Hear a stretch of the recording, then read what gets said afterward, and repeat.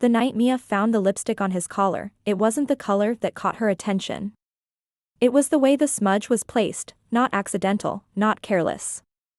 It was like a signature. A bold, crimson stroke beneath his collarbone, like someone had wanted to be found. She didn't say anything right away. She simply poured his coffee, slid the mug toward him across the counter, and smeed. The way a woman smiles when she already knows. He didn't notice. He never really noticed anymore. Mia had been with Jordan for 7 years. They'd met at a friend's game night, where he'd worn a tailored suit to play charades, and she'd mistaken him for someone out of a magazine. He was charming, intelligent, and just aloof enough to seem intriguing. He called her sunflower, even though her favorite flower was actually tulips. He'd forget that, and other things, her birthday once, the fact she hated cilantro, that she didn't drink red wine. But she chalked it up to the chaos of adulthood. No one was perfect. And she wasn't the kind of woman who wanted too much. She prided herself on being low maintenance. Chill. Unbothered. The cool girl. For years, she mistook silence for peace. The affair didn't announce itself with moans behind a closed door or a midnight phone call. It crept in slowly, like mold in a corner, silent, spreading, and only obvious when it was too late. It was the missed calls. The business trips that lasted a day longer. The perfume that wasn't hers, and the laughs that didn't belong to her anymore. But Mia didn't want to know. Not really. Knowing would force her to do something. And doing something meant changing everything, so, she waited for him to becoming who he had been, for their relationship to click back into place like a picture frame that had shifted. She waited until the waiting became unbearable. It happened on a Wednesday. Jordan was in the shower. His phone, for once, left on the nightstand. And maybe it was intuition, maybe it was divine timing, or maybe she just broke, but she picked it up. There it was. A text, bright and stupid in its casualness. You left your earring again. She opened the thread. Read months' worth of messages. Photos. Plans. Voice notes. It wasn't just sex. It was intimacy. He'd taken another woman to the cabin in the mountains that Mia had decorated herself. The one with the navy blue throws and the quote above the fireplace that read, "Come home to me." He had brought another woman into the space Mia had built.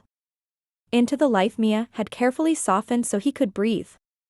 She didn't confront him right away. That was the scary part.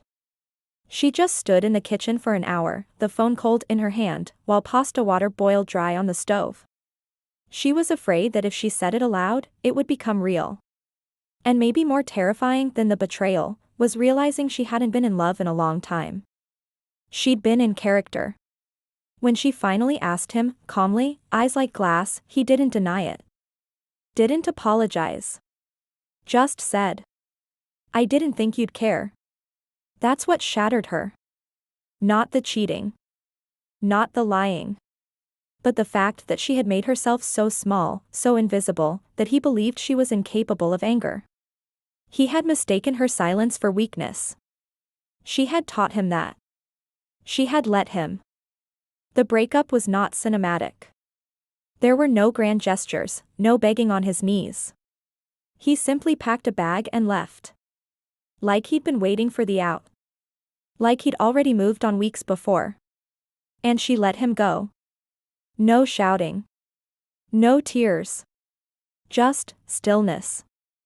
For the first time, Mia didn't chase. Not him. Not answers. Not closure. She sat in the emptiness and let it echo. The weeks that followed were brutal. Not because she missed him, but because she didn't recognize herself. Who was she without him?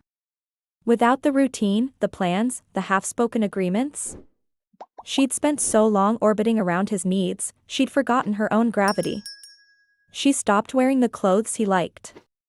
Started wearing her old favorites again, flannel, black boots, hoop earrings.